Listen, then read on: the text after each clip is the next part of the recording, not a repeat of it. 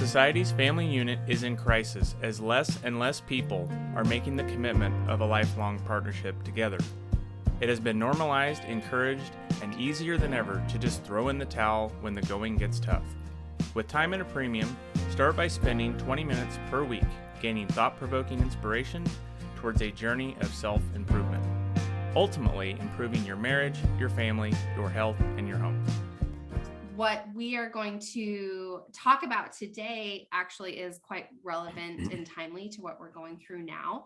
And that's going to be, we've talked about parenting previously in other episodes, but we're going to go a little bit more specific into parenting a preteen, which we have now, evidently. Yeah, I didn't know preteen was a thing for a long time. Really, what does preteen mean? What age is that? Well, it probably differs quite a bit. Yeah. Right? It's not just a one size fits all. But question for you is, have you ever had a question from your child that you weren't prepared for? Yeah. I can see a lot of people nodding. I can hear it. We've said this before, but parenting is hard. It's not easy, especially if you're a good parent and you want to do the right things. It's not easy. So what's the hardest age to parent?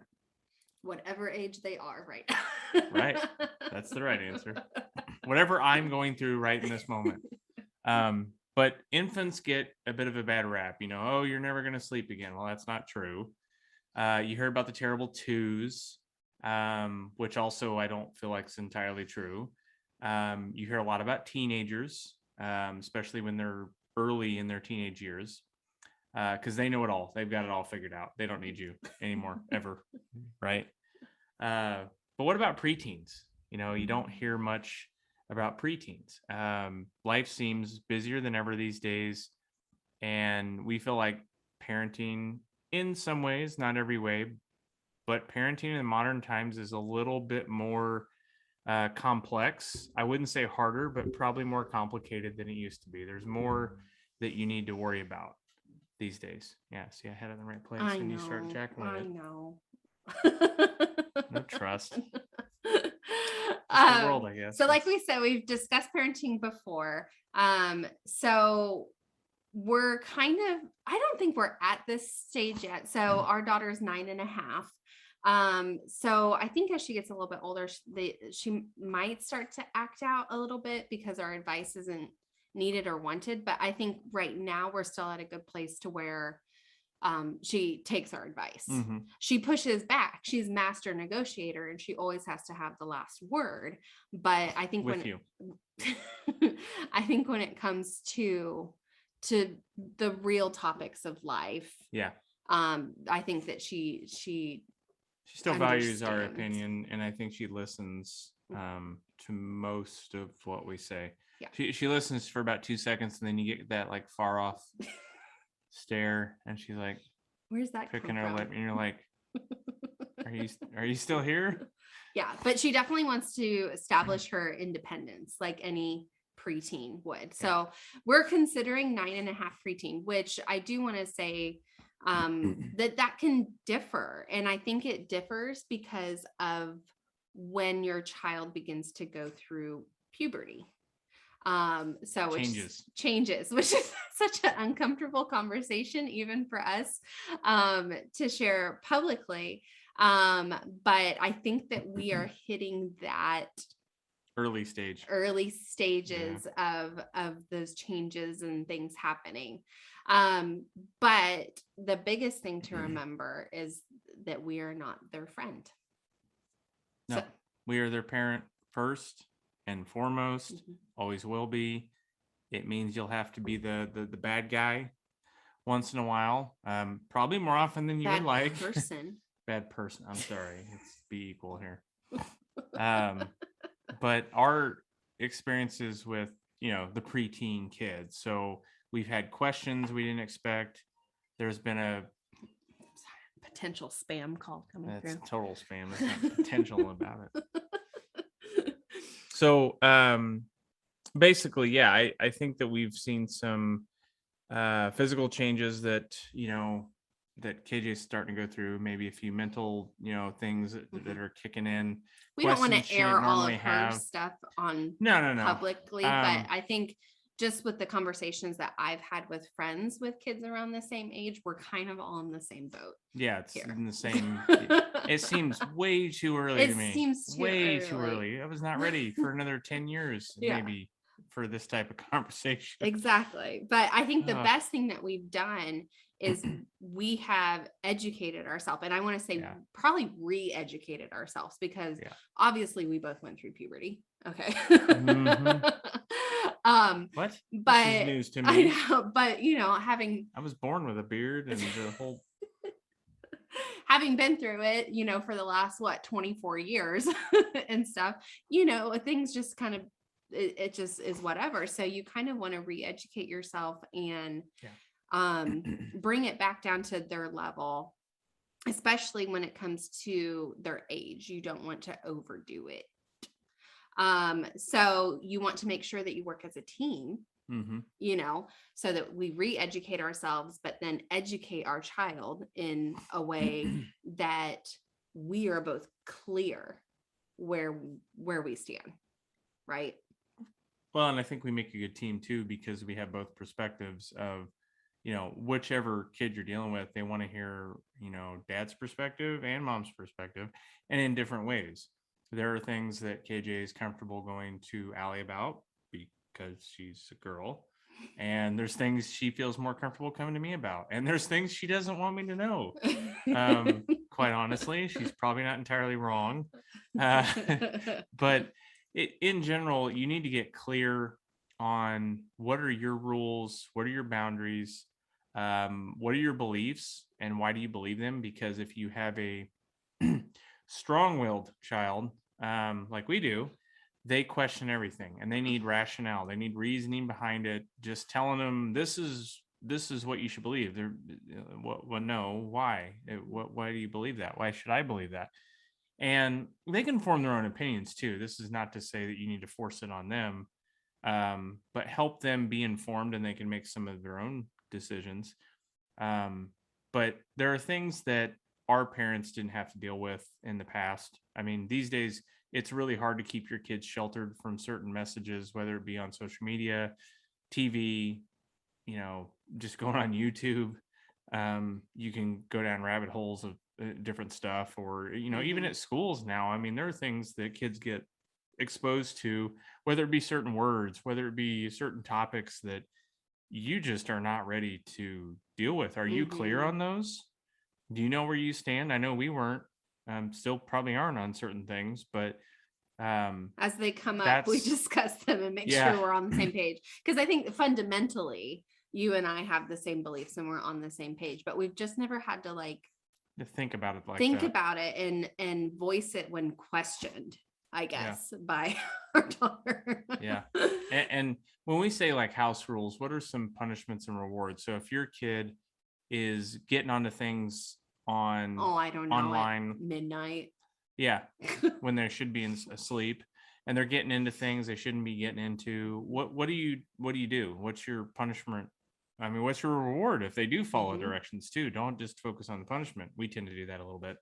But do you have these open conversations, and do your kids feel comfortable coming to you with problems? Are you comfortable? I know we weren't, but we had to put on a face that we're united front, and we know what we're talking about. You fake it till you make it. And then a little later, you're like, what the hell was that? I was just pulling that out of my butt. I didn't know what to say. And we've said this before, we're not helicopter parents. No, they need space. They need room to grow and make some of their own decisions, but you definitely still have an influence, and do it now, because pretty soon you're going to have a smaller and smaller teenager amount of influence. Start at preteen, because if you wait till they're a teenager. Well, I hope you didn't totally wait till preteen, but hopefully you started laying some groundwork earlier. But it was very different when we were kids, though, right?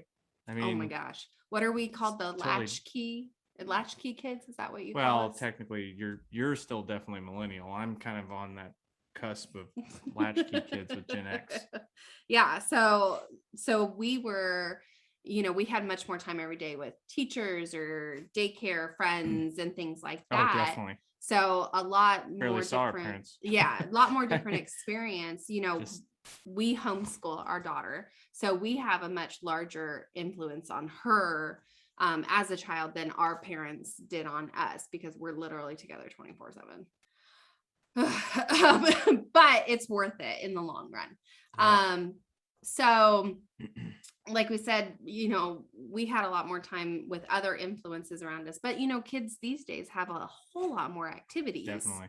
than we ever did. You were lucky to have one, maybe two, Mm-hmm. as a kid, like structured, like activities that you paid for, that you went and saw other people as part of an organization. It wasn't just with neighbor kids, going and finding something to do, Mm-hmm. which I don't think's all bad or all good. It depends. I certainly enjoyed having more free time to go to the pool or Mm-hmm. run around and do whatever I wanted. I think But there's a balance, because we've even yeah, discussed this, because the activities that we have Cadence, our daughter, involved in are all girl activities, between cheerleading and Girl Scouts and things like that. And we'd like to get her involved in more co-ed yeah, type things, so that she can understand and see how preteen boys, she's literally never are. around boys her Yeah. age right now, Yeah, exactly. if you really think about it. So, what are some things that you can do as a parent to kind of open this dialogue when you have a preteen, and start early? So, Mhm. some of the things we do: family meals. So that can be preparing a meal and involving your child, but also making sure that it's important that you sit down together and talk about family business. So we sit down every night. Mhm. We have dinner together We every turn night. on. We don't have the TV going. Usually, Yeah. it's music. Unless Braden's really being a pill, we may give him a show. But he still doesn't really watch it the whole time. He Yeah. wants to spend time with us, and Yeah. KJ enjoys it, and she's getting to that stage already where everything's lame. Like, this is boring. I'm over this, but she really does enjoy it. You can still tell, Yeah. even though she tries to cover it up. And right now we have So- our gratitude pumpkin coming, that we're working on too in Yeah. November. We write every night at dinner time. We write what we're grateful for. So that obviously provokes conversation and things like that. But we try and make it fun, and we discuss our day, and not just always like a to-do list. And Well, and she hears adult conversations now. We obviously censor some things, certain language she doesn't need to hear, but I would say for the most part, I don't know how many times I have to remind mom of her language. KJ goes, Mom. Yeah. And she doesn't feel sorry for it. I actually do. I actually feel bad if I let something slip. But anyways, I think that it's good and it's healthy for them to hear some adult conversation and hear how we work things out and some of the things that we talk about. Now, they don't need to be exposed to everything. They don't really care about like It's your funny, work the struggles or selective something. hearing that she Yeah, has, because definitely. right now, obviously, we're working on house stuff. And so we're talking a lot about that, and lots of dates back and forth of when is this happening? When is that happening? And she'll be like, wait, I thought blah, blah, blah, blah, blah. And I'm like, that's not even what we're talking about. So she likes to hear those adult conversations and be involved in those type of things, especially when it involves dates and her moving her life. So yeah, family meal. I mean, maybe you can't sit down every night like we do, but if it's more often than not, you're doing something. Yeah, you're doing something right. I think especially if you can fit in lunch sometimes or a breakfast. We're not big breakfast people every day, maybe on the weekends a little bit, but try to fit those things in. It doesn't need to be every meal. Yeah. That's probably a little bit out of reach. But the other thing is bedtime and good night. We've always been very consistent with bedtime routines with both kids. I think it's really helped. I know some people thought we were crazy and a little too stringent on that. But they have a strict bedtime. KJ always has. We've always read to her. We have a very similar pattern, even today, that we established a long time ago. And with Braden, we're doing the same thing. And we read together, we bond, and it's really helped, KJ get good sleep for the most part. And I think they remember those nighttime routines. And in her case, saying goodnight, hugs and kisses. She wants, both of us there to help tuck in, say goodnight, give her a kiss, lights out. and lights out. It's very, it's not just like, oh, fall asleep whenever you fall asleep. And when I notice you're asleep, I'm going to come in and turn the light out. No. And they know when it's bedtime by doing some of those same routines. And even when we're not here and we have a babysitter, KJ knows what to do with Braden to help him get to bed, and she knows the value of that. Yeah. One thing that we maybe aren't so much doing with Braden, because he gets a lot of time, but especially with preteen, I want to try and establish more special time with Cadence. And that's just not mommy daughter. Like it should also be daddy daughter time. And so, I mean, that could be as simple as her and I going to Target together. And she says something like, oh my gosh, I'm so glad we had this time together. Or this afternoon, we were working on a craft together while Braden was taking his nap. And he was like, at least we got some time together. Like, she says that. She loves that. She, she craves that. It doesn't always have to be me and her brother, Doesn't always have to be a big excursion or a big expense, a big event, Exactly. So that type of thing. Definitely stay involved, be interested in what they're doing. Right. So feels weird we have to say this. I know, right? For example, Cadence is in cheerleading right now. We're just finishing up the season, and I'm interested in that. Like, it's not just I drop her off at cheer and she goes off and does it and then I pick her up. It's like, no, okay, when we get home, what'd you learn? Show us, what do we need to practice? How can I help you? And things like that. So obviously showing interest in what they're doing, and in return, you're able to open that discussion of like, who are their friends? And you really need to be in the know on that stuff, because you can't control who their friends are necessarily, but you can certainly influence it and help guide them a little bit. And they'll feel more connected because you know who their friends are. That's one of the best ways to stay close to them. Another thing is to manage the electronic devices. And this is probably the biggest thing that is different nowadays versus when we were kids. And we're still learning. We're definitely catching up. We're way behind, but you need to put parental controls on devices, on social media, websites they can visit.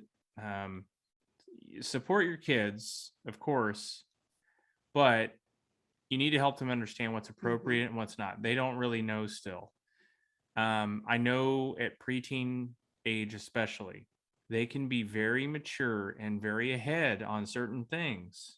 These days, especially more so than we were. There were things we didn't know till we were out of college. I mean, KJ even asked to have coffee recently. It was like, I don't even think I knew what coffee was till at least high school. I mean, I knew what it was. She makes my coffee. I did, yeah. But I mean, there's a number of things that they're way behind on too, and there's some gaps in there that it's hard to tell where they're at. So yes, you need to let them explore and learn and grow on their own, but which I think we did. They need some guardrails in place. We trusted her with electronic devices until she broke that trust. We set the rules. We had the technology agreement, okay, right. Which is available in another episode. So we set the rules. It was not, oh, here, do whatever you want, and we'll tell you when you do something wrong. No, we set the rules, and then she broke the rules, and therefore it is much stricter now, much more strict now. So, her parental controls, I mean, we're good before, but now they're even more. Like, she literally cannot open her computer without me knowing. It pops up on my phone. Well, and heck, there's even stuff they can have open access on Netflix to see that they shouldn't see. There's some violent and just really kind of rough stuff for a kid that age. And I saw that stuff as a kid. Not going to say it broke me or anything, but I probably shouldn't have been seeing some of the things I saw in second, third grade, Yes. And we're starting to get to that point where we're having to have conversations and help her understand what's appropriate and what's not. Based on our views and beliefs. Does that make sense? She can make some decisions herself. But above all, we really think you need to make sure your kids are comfortable sharing their feelings, their thoughts. We've always been big on that. We will continue to do that with Braden as he gets older. They need to know where the line is. Some things that she shares, you're like, oh, I didn't need to know that. But then in hindsight, it's like, okay, I'm glad that you shared that with me. I'd rather her share it. I'd rather you overshare than undershare. Yeah. At least I can. In our little house, we're very much overshare. Yeah, probably.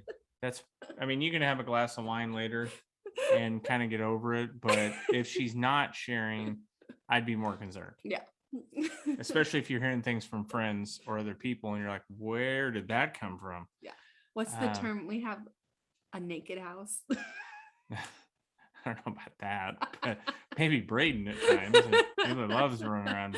I guess with KJ, like I don't care if she sees me naked. That might change with Braden, because you don't let KJ see you naked. Not entirely. Yeah. Anyways, that's a whole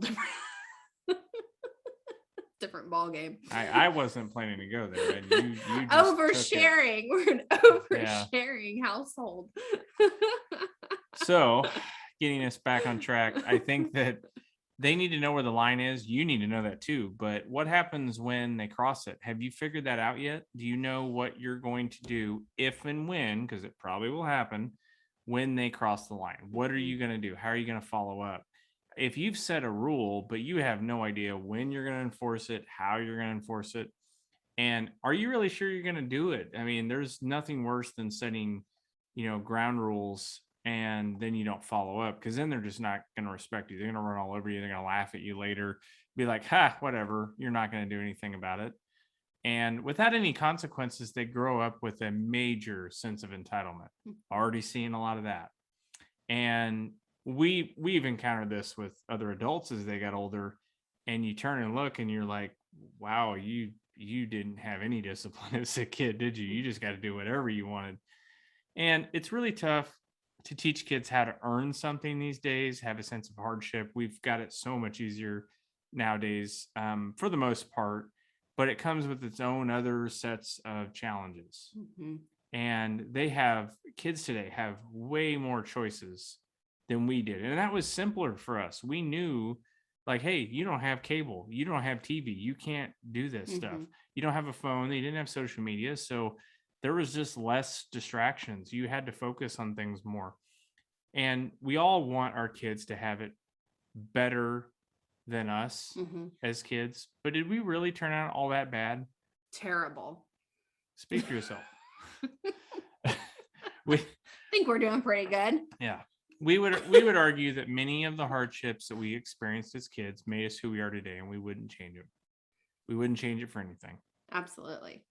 So today's call to order, to wrap up, is to just be there for your kids and get involved. Make sure that you aren't offloading the parent responsibilities on teachers, coaches, other family members. Be their parent, and you will see the rewards later. So kids don't always appreciate what they have until they get older. And you need to remember to do what's best for them in the long term and not what is easy for you in the short term. Make yourself proud and make them appreciate